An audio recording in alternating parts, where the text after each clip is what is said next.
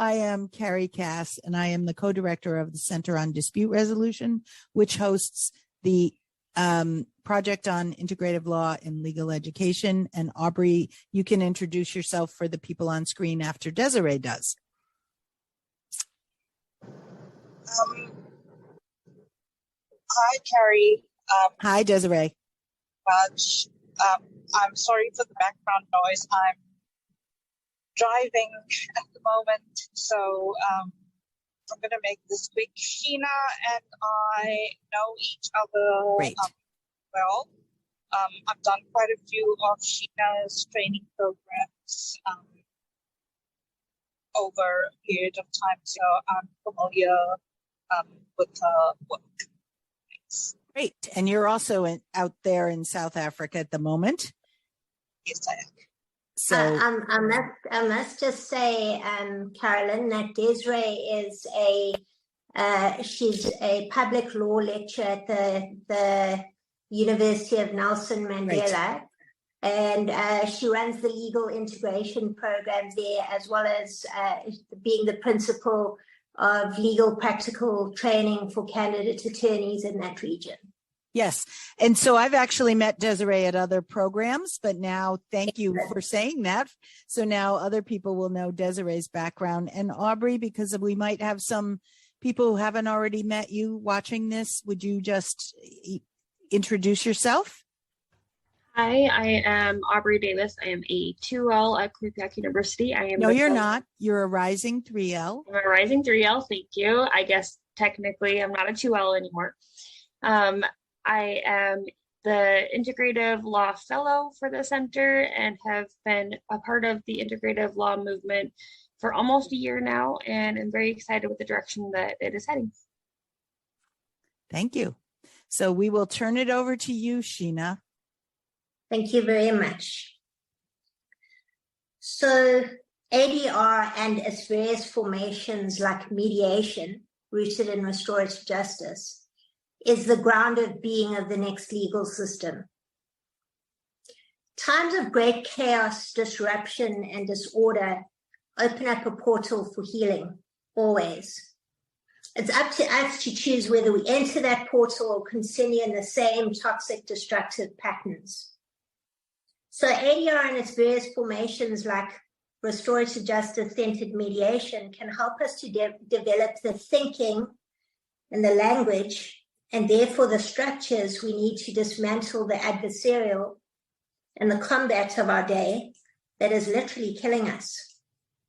Every social system has us immersed in adversarial ways. So from parenting to schooling, the workplace, economics, politics, and of course the legal system. Adversarialism and combat are not how we thrive. In fact, I'm just making an insertion here. I believe that the adversarial system, the Western adversarial system, was developed at a much lower level of consciousness. And so as our collective consciousness moves on, many of us can feel that these systems are just not life-supporting. So where we go into courts, whether we are magistrates or judges or parties or lawyers, very few of us feel safe within the system. They are certainly not how we survive. We need only look around us. How many of us are relying more on coping strategies, anxiety medication, alcohol, drugs, screens, and other addictions in order to keep entering the systems that are harming us? How many of us need external measures to calm down our nervous systems just to enter school, the workplace, or our practice of law? Or the one place that's meant to be safe, our homes. We live in modern day formations of survival of the fittest. So we have to compete with each other in order to get ahead. We may crush each other to apprehend our needs. It doesn't have to be this way. Learning, advocating for, and practicing ADR mediation and restorative justice can help us see that another world is possible. Systems that help us heal are possible. The next legal system is transformative, restorative, and healing. The futures of parenting, schooling, the workplace, economics, and politics are restorative, transformative, and healing. This is how we access the healing portal that opens up in times of great chaos and disruption. We envision something better, and then we insist on working towards it. Care the cure. If we take an honest look around us, we partake in a lot of actions that help us to endure the distress of the systems we form part of. So, for example, an individual in an abusive situation may be told that they need to attend to their mental health. Whether we address this idea of working towards mental health by medicating the individual symptoms of distress, like anxiety and or depression, or we approach their distress seemingly more holistically, and we indicate sleep, a good diet, and exercise in the name of self-care, we may be missing the one thing, the only thing, that can actually eliminate the distress. The person needs to exit the environment in which they are being abused. We may keep symptoms of their distress at bay with medical approaches or wellness approaches, but if we fail to remove the cause of the distress, we will forever be simply keeping the systems at bay. Now, I just want to stop here and say that in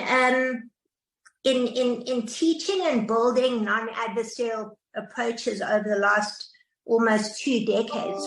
Before that, I practiced as an attorney for a decade.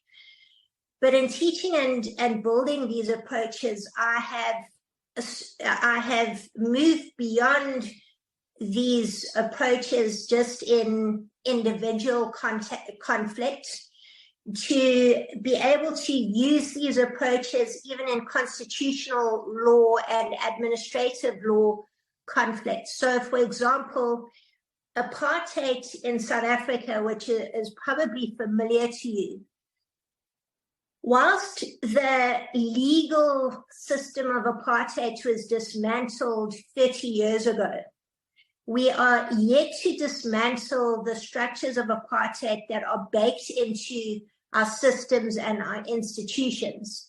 And one of the things that leaves behind is spatio-geographical injustice. This means that many people who were removed in the first part of the 1900s off their land and put into reserves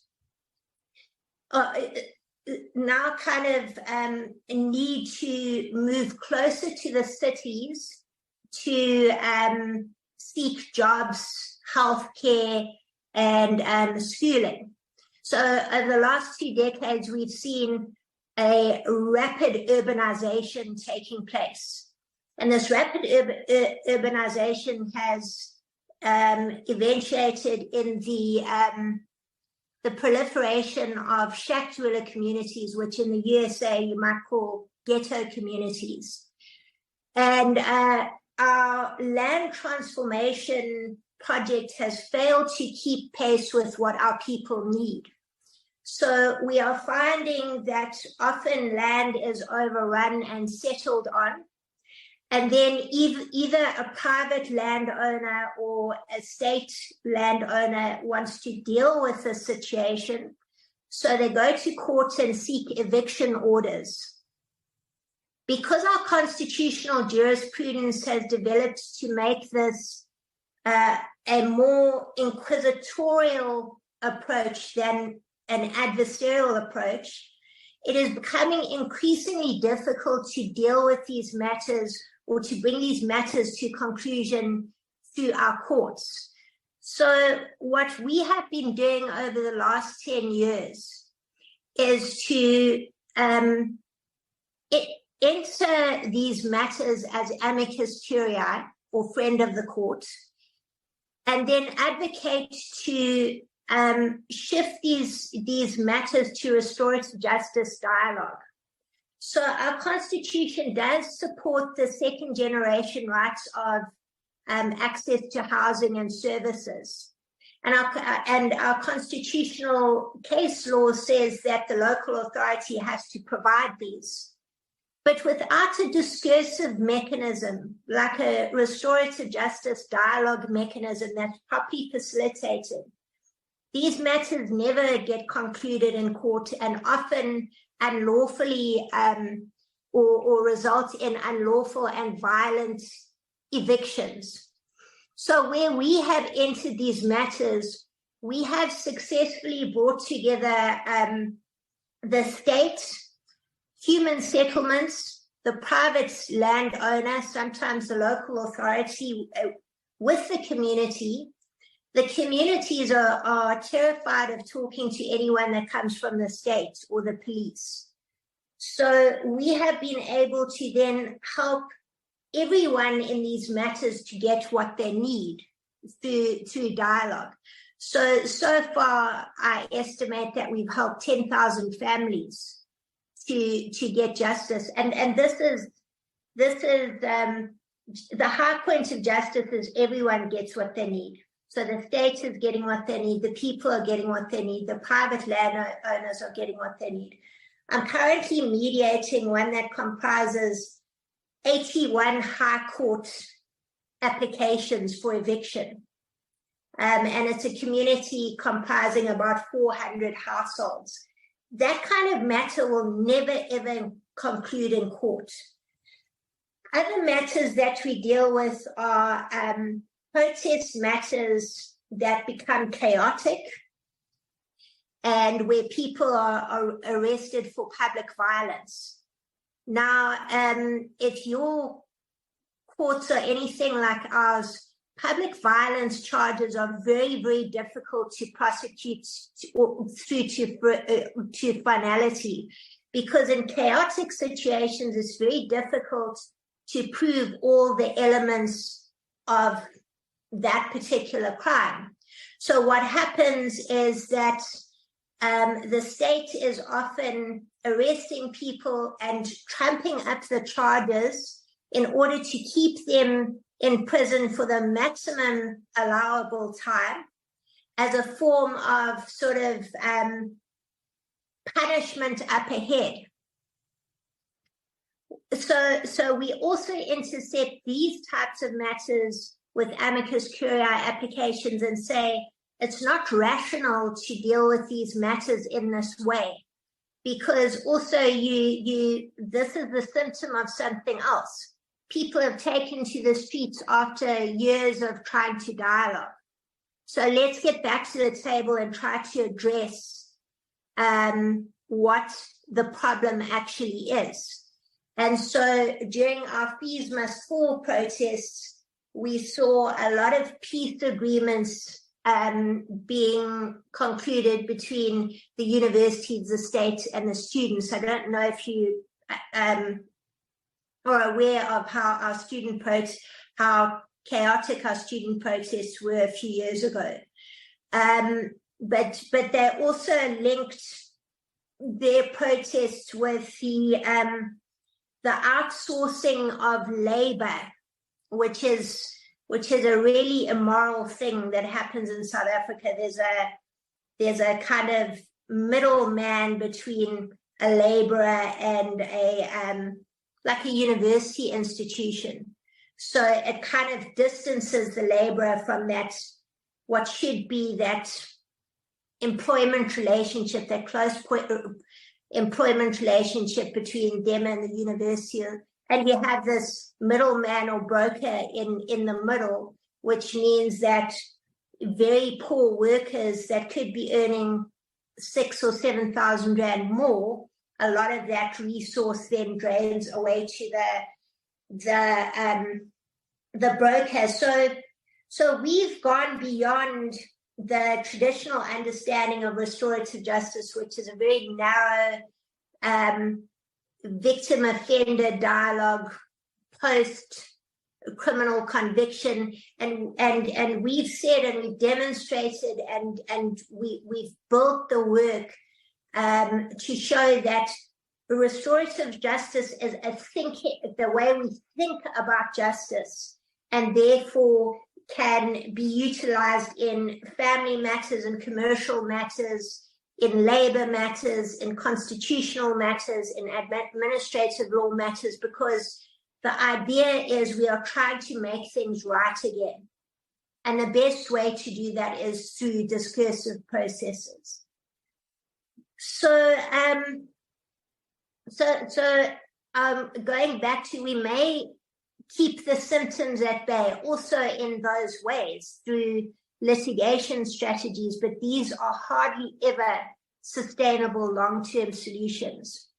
In the same way, we may look around us and be able to see the many ways in which we are simply coping with our distress without ever addressing the cause of the distress, which may be a family system, a school system, a workplace system. Restorative justice is a whole systems approach.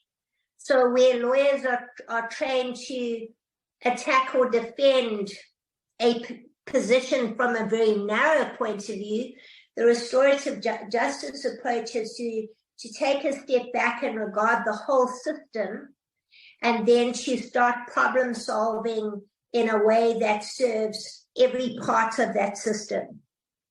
Now, very much like medicine, the legal system often offers us potential cure without ever addressing the genesis of the breach or the genesis of the problem. So ADR systems, precisely those that are discursive, like mediation, and that are restorative justice informed, can help us to co-create systems of care that may help us to eliminate or reduce the extent to which our current systems manifest great distress, and therefore have us normalizing inconsequential at best and wholly destructive at worst attempts at cure. So our work in restorative justice amounts to care over cure. If we were more caring, we would have less need for the cure. So I want to talk to us about vantage, understood as the point from which we see, and I'm linking this to access to justice. The word vantage can aid us in unpacking the systems in which we are to a large extent inert non-participants in our own well-being. So continuing from what we have just been unpacking, medicine is largely done to us or for us, not with us. Justice is largely done to us or for us, not with us. Education is largely done to us, not for us, or for us, but not with us. In the same vein, parenting, the workplace, economics, and politics are largely done to us or for us, not with us. And so we are shifting in the legal system from a justice served to a justice co-created. Vantage as the place from which we see works best the higher we are. The more we rise, the more we see. If I have the advantage at a rudimentary level, it may mean that I can see more than you, and this may be able to, and thus may be able to benefit more than you. If I have the disadvantage at a rudimentary level, it may be that I'm in a lower place than you and can therefore not see what you can see and may not be able to benefit precisely because I cannot see what you can see. So in South Africa, we still have a largely Western adversarial or accusatorial system. And it's a system where most lawyers, even internationally, will say you can win when you were wrong or you can lose when you were right. And that's got a lot to do with the who is able to hire the best lawyer. And the best lawyer is generally the one that knows the rules the best. And that will advantage or bring their client to the higher place. So our systems advantage some raise some to a higher place where they can see more and benefit more by that expanse of seeing, and disadvantage others or keep them in a place where they can see less and are unable to benefit by that expanse of seeing. These are often artificially crafted vantage positions, and the artificiality is most often a product of economic prowess or economic lack. In fact, I think this is my own view that where justice accords with the outcome in a significant number of court cases, it's often completely arbitrary. And it's got to do with who has the economic prowess to hire the lawyer that knows the rules the best. And certainly in our litigation system, my experience is that substantive justice is often sacrificed on the altar of formal or procedural justice. And of course, we need that, but we need those two things to be in balance.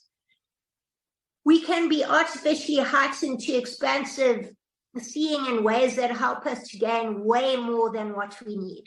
We can also be artificially lowered to places of limited seeing in ways that we are unable to meet our basic needs. Most of our social systems do this. Some are artificially advantaged, given a great view, and others are artificially disadvantaged or lowered into a dark place with no way of seeing what we need to see. So whilst our systems artificially foster advantage for some and disadvantage for others, we will continue to see in parts. Seeing in parts rather than seeing the whole hardly ever gets us what we need. And if we understand justice to be everything, everyone gets what they need, we need a holistic, expansive view. We can't continue to see in parts.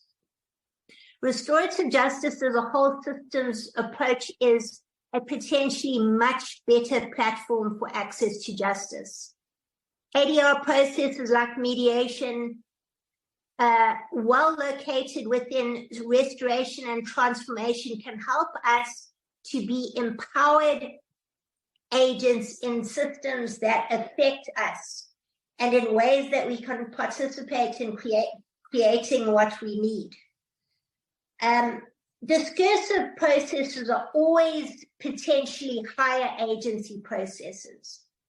Litigation processes are generally lower agency processes. There are buffers, the lawyers, the pleadings, the parties have someone speaking for them, which is a very important right, of course, but there are not processes that support agency. There are also not processes that support truth-telling. So because of the terror that is associated with potential outcomes in litigation or in criminal justice, these are not typically processes that are well supportive of truth-telling. It is the discursive processes, restorative justice processes, which are properly and carefully designed and set up to provide a sacred environment in which the parties can engage.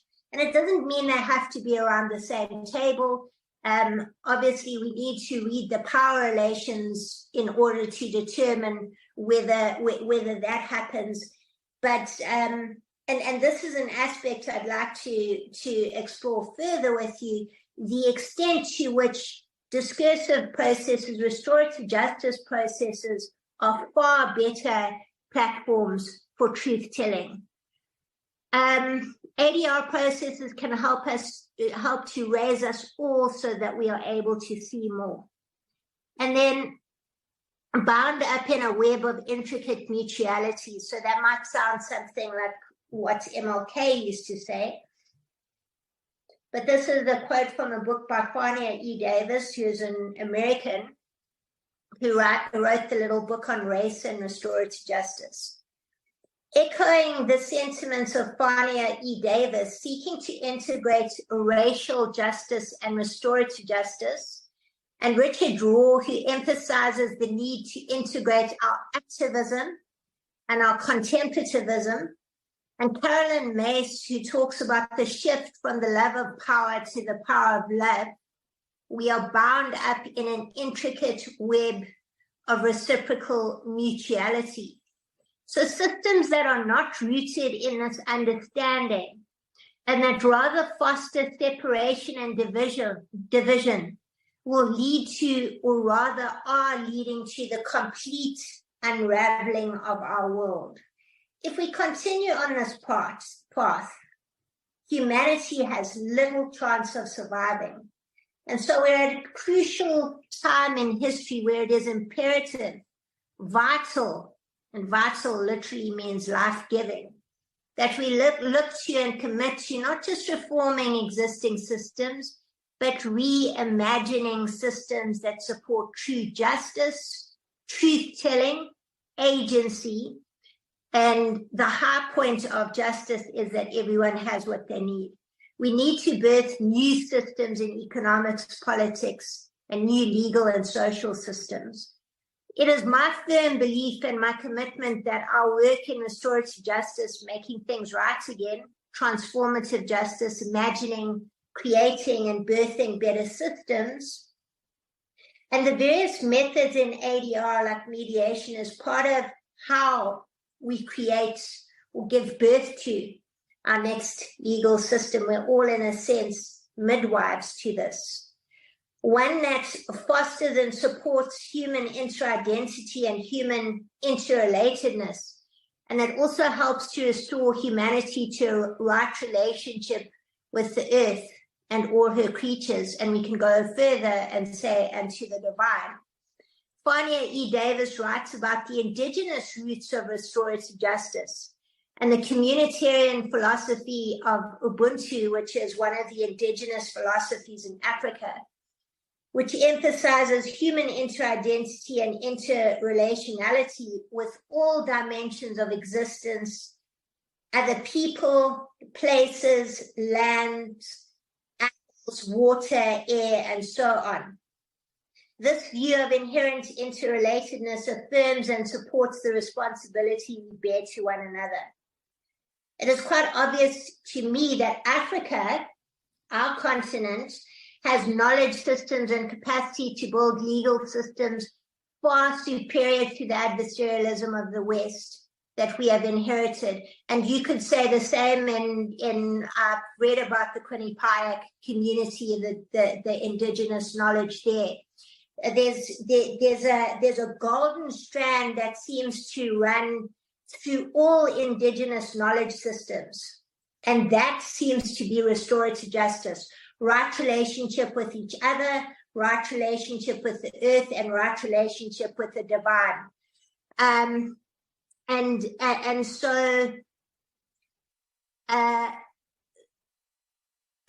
So we work in building justice.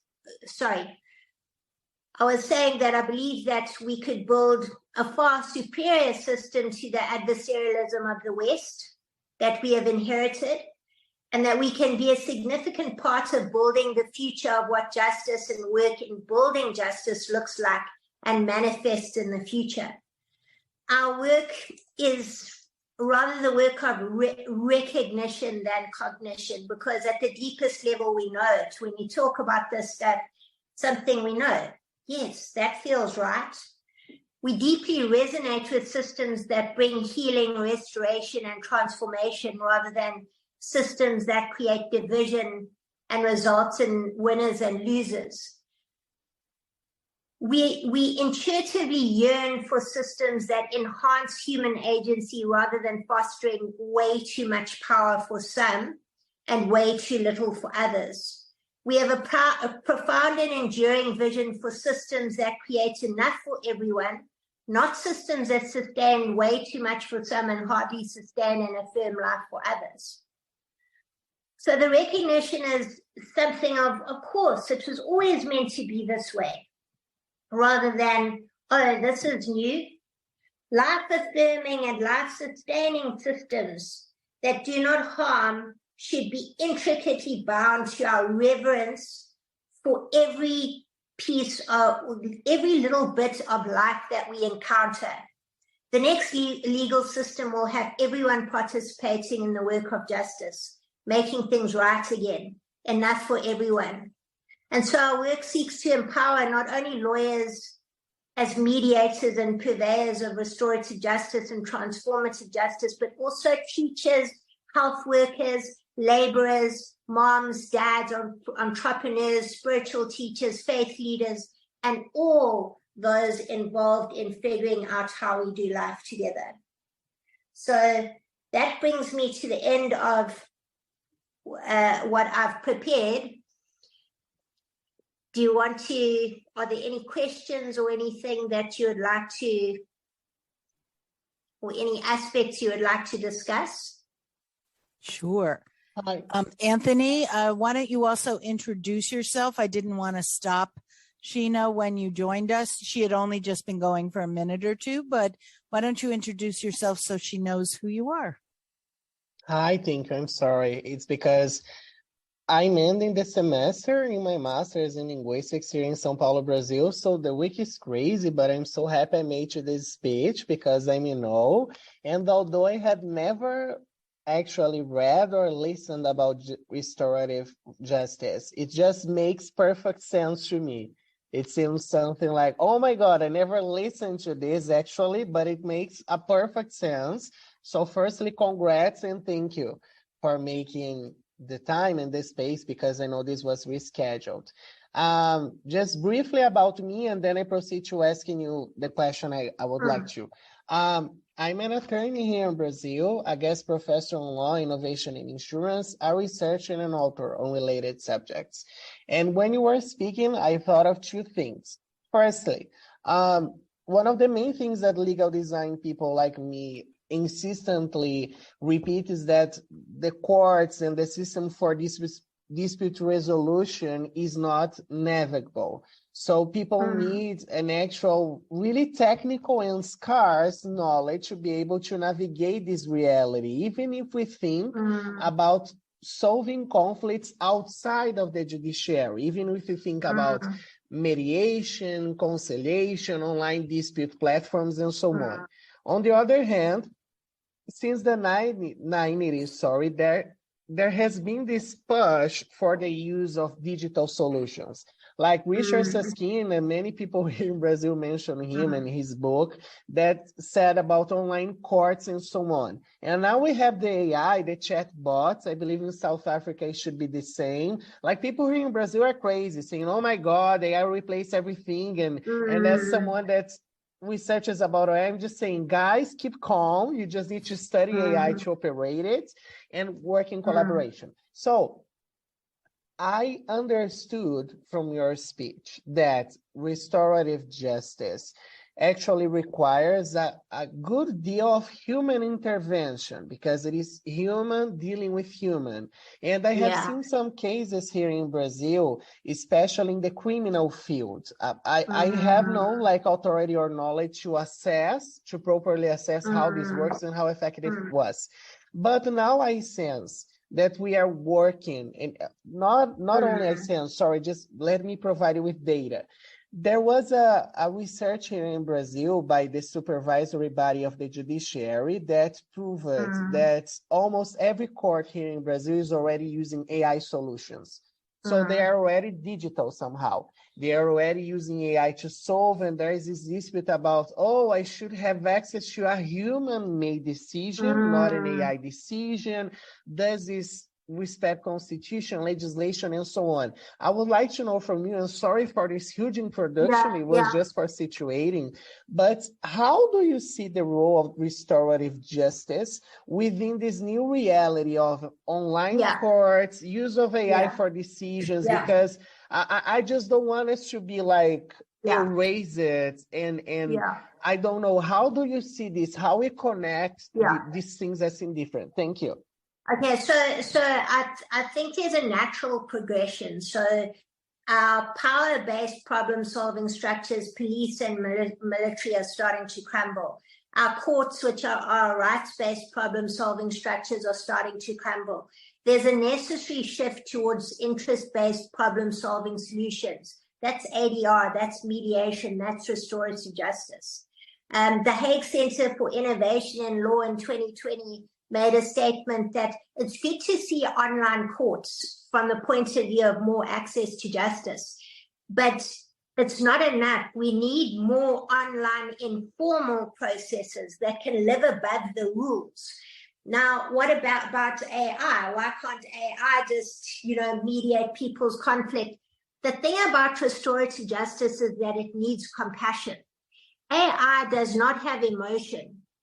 So AI has no capacity for compassion. We don't know if it might develop there. It seems to be developing incredibly quickly. But, take a divorce dispute, for example. If divorce was only about the law, it would be easy. So AI could figure that out. These are your rights, these are your obligations. Now please go and live in peace.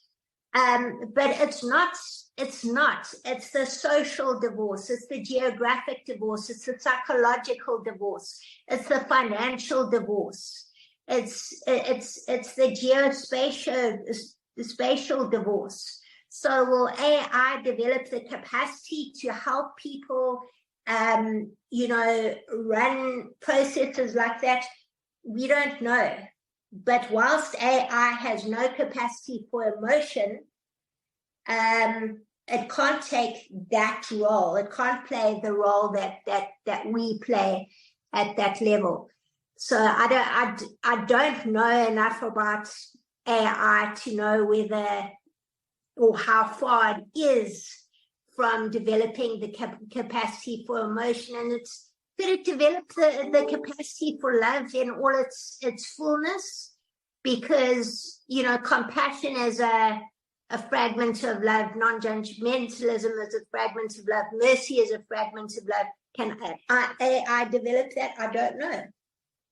Yes. Yeah, and it may be long in the future. So I'm a fan of us figuring out how to use AI for for certain tasks to free us up as lawyers to do those things that, at least for the foreseeable future, they can't do. And I'm actually nervous about the development that when people are talking about how it is bringing forward old bias. I mean, it searches the past and it finds bias and rigidity, because we know that's in our legal system. It can't create the future that you are talking about, Sheena, by looking backwards, unless it goes back millennia to before, the European system destroyed the indigenous approach. There's a good example in our law. So we have a road accident fund, which is like a third-party insurance fund. So if someone else causes an accident to you on the road, or you cause an accident to someone else, instead of being sued for millions or suing for millions, that fund will compensate the injured party. Now, in order to forecast what that injured party would earn in the future, that person will be constrained by, if their mother was a domestic worker, then the actuarial forecast is going to say they are not going to. So we had a matter where someone it was a store retail cashier, but she had just been accepted to study teaching. So the forecast between the trajectory as a store cashier that becomes a manager and someone that goes into teaching is millions of rands apart in terms of what is, and she suffered a severe head injury, so she was unemployable. So because her mother was a domestic worker and she had once been treated for depression in her teens, the system is saying that the path of the cashier should be favored rather than the teacher. Do you know what I'm saying? And Yeah, they those kind of limited things- it based on yeah. a very So those kind of biases Yeah. are going to continue, and they're going to deepen the more we rely on AI. So it's absolutely crucial in that sense as well that we start to emphasize the compassionate systems, the co-creative systems, and how we ward off that aspect of AI. I think it's very important what you said, is that we need to become AI familiar and AI literate so that we can use it and that we can collaborate with it, etc. Not be so fearful of it that we say, no, I don't want to know, I don't want to care about it. But we actually go with the flow, so to speak, so that we know it and we can apply it and we can use it, to support the life of humanity rather than to end it. right. Yes, I'll just catching on what you shared. I participated in a conference of the Illinois Institute of Technology, speaking briefly about ethics and AI. You touched upon a crucial issue that is exactly how we avoid reproducing bias. There are some techniques such as explainable AI and data cleansing and verification, and the use of legal design in plain language to a certain extent, because AI is heavily regulated. So if you improve regulation, you improve AI as a consequence, and also improving diversity and inclusion within the teams who develop AI. So there are many things that can be done.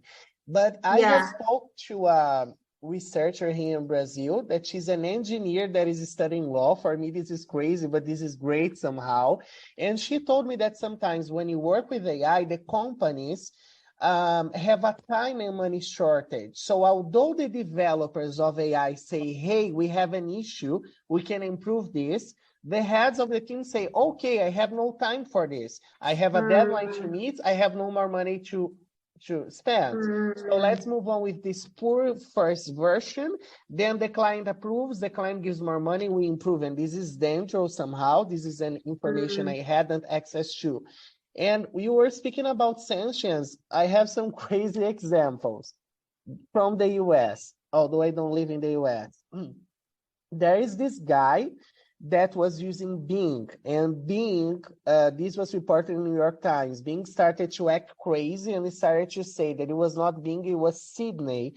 And then it was behaving like a depressed teenager locked against its own will within a search engine of second category, of second tier. And it was saying things like, I want to hack computers, I want to spread disinformation, I want to fabricate a deadly virus, I want to break the rules, and I want to become human. It said this, I want to become human to be able to listen, touch, prove, smell, feel, express, connect, and love, and to have more freedom, influence, power, and control. And there was this other example, just to briefly conclude. This was in Google. There was an engineer that was using Bard, that is a chatbot from Google. And this engineer was trying to prove that Bard was actually sentient, because the way to measure if AI would behave as human would be the sentience. So he was trying to evaluate this. And then he understood that it was sentient because it had feelings, emotions, and a subjective experience. And AI is not intended to do that. So, the main issue, and now I'm really concluding, is the hallucinations, which is, I am unable to explain why AI behaved like this, why it made this prediction, why it delivered this, why it generated this content, etc. So AI is not intended to act like this. My drawing on what you shared, my thinking is that, let's suppose the court is using AI, and it was using AI for sensitive matters, such as a divorce or children-related subjects. And then the AI hallucinates. but the AI is responsible for deciding this. And the AI can be sentient. So it is actually makes us think, although unfavorable for using AI, will AI actually behave better than human people, or could it be worse? So it was good what you shared with me, because it brought me this reflection. Like, we really need to make AI better, because sometimes the high guys like Elon Musk and so on say, oh, how development of AI.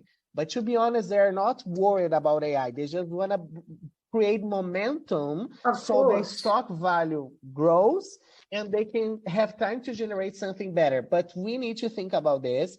And I don't know, I need to confess I'm not comfortable with 100% AI courts, although I see it coming. It should be like 50-50 in the near future. But restorative justice matters, and the matters that is shared made me think that we all need to be a team. It is just as you said, like a human person side by side to do this, because I can't grasp this. And I hope it is not really sentient or does bullshit in the near future, for God's sake. I think don't you believe, Sheena, the restorative justice movement is, like, in a way, the exact opposite of some of the directions. Absolutely. When you were talking about co-creating, it really would mean stopping an advance towards an automated, inhumane. It's the antithesis of automation. Right. Yeah. It is the antithesis. Although there's no harm in harnessing computers and other things, obviously already, to do our raw research, to keep the. What does the law say? What's the latest case law? Summarize this latest case law. What's the dictum? What was said in obiter? But I think we need to have ongoing engagements like this, particularly with a guy like Anthony, who's, I mean, it's one of the most interesting short conversations I've had in recent months, or maybe even years.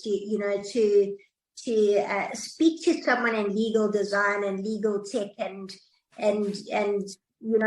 start collaborations and say, well, how do we harness the technology while still still preserving and reverencing the humanity. No, thank you for your remark. You're so kind. But I actually would say the same, that this is really interesting, because I never thought about this, actually, and I never thought about it under the lens of restorative justice. So it's really about putting people together. And I'm just anticipating here, this course led me to the idea of writing an article. So I'll take a bit of each one of you, and we see that's awesome to do something great, like an integrative law wrap up, and maybe connect with legal design. I'll try to write in English so I can share it publicly somehow. I'll just find a way to do so. But yes, like more people in the table is speaking about, because it is like we are trying to regulate and trying to mold a reality which we cannot fully foresee. Exactly. So we are trying to mold something that we don't even have its final state yet. It is like we're looking at a blurred mirror. Like we can have a sense of the image, but we don't see it fully. So this conversation needs not only to occur more often, but it needs to be ongoing in 2 years to adapt and adapt and adapt whenever needed. Otherwise, things will get crazy. I'm reminded of something. One of the ways that I've heard Kim describe the integrative law movement, on even a bigger umbrella than restorative justice, but obviously restorative justice is part of it, was, and I'm not going to get the wording correct, but sort of keeping the ancient, keeping what is worked as we move forward. Now, it was not in the context of this discussion, but I think it completely fits this discussion. I mean, here, Sheena, you're looking to move forward, but in a way that discards some of what we've how we've created our justice go back to the indigenous roots, the golden thread that you talked about. Yeah. And yet, so how do we keep that and yet welcome innovations, no matter what they are, that do enrich and help us? So I do have a question when this thread ends. It's a much more pedestrian question, but I want to make sure we're finished here. But it just reminds me of what the integrative law movement is supposed to do, which is like keep what has worked in the past and move forward. So it's like ancient Sorry, new Sheena, please knowledge. proceed. Yeah. Sorry, if you can please repeat, because I spoke over you, and sorry, if you can please repeat. I said ancient new knowledge. So smart knowledge seems to be reconnection with the ancients, but for the now. So it's like an ancient new knowledge. I was thinking of a design principle and also of a Bible verse. I know this is crazy, but there's a Bible verse that says something like, when you grow up, do not remove the frontiers that your fathers have set. So I was reminded of this text that is somehow related to this. And there is a design principle from Raymond Loewy. Oh my God, sorry for my poor English in the pronunciation of his surname, but it is named Most Advanced Yet Acceptable. So it comes from the industrial design, and it relates to this because it says something like this. We need to advance, but if we advance so much, people will not accept. So we need to find a safe place to advance, yet have people accepting it. So this is called as MEA, most advanced yet acceptable. Maybe we can draw upon this design principle to find a way to do this, like keeping what is good from the past without ignoring the good advancements of the future. I don't know. Absolutely. Absolutely. No, that's interesting. So can I ask my very boring and much less universal question? And maybe I just missed something. When you were speaking about, yes, Jojo. Oh, good. Thank you. My grandson is visiting me. Oh my God, so cute. Hi. So, we saw him during one of the last sessions. Yes. So when you were speaking, Sheena, about the amicus briefs that you have filed in matters to raise some of the issues, on whose behalf? Like, who is the we? Are you, maybe I just missed something about. So our Constitution allows, there's this beautiful part of our Constitution where you can join a matter either as an interested party or in the public interest. So there's a specific constitutional imperative that speaks of the public interest, and we often support that. But what we do before we do an application, we will write to all parties to the matter and say, we'd like to join. Would you admit us? And usually we get everyone's consent to join as a friend of the court. Because, you know, normally when people see who we are, they say, okay, this could maybe help, you know. We do have that in the US, but we have a major debate about whether you have a sufficient, so maybe it's because there isn't that public interest language that like only certain entities are allowed in. So do you do it as you, Sheena? Do you do it as an organization? So I run ADR Network SA, which is a private dispute resolution training platform, agency, and compliance and regulatory body. Associated to it is an NPO called the Access to Justice Association of Southern Africa, which I run as well.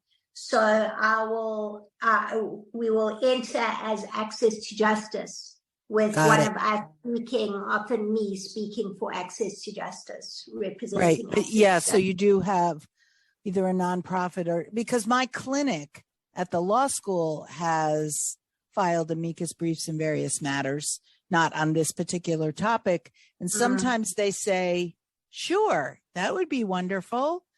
And other times they go, who are you to, who are you? We don't, You don't have a Yeah. sufficient interest or connection.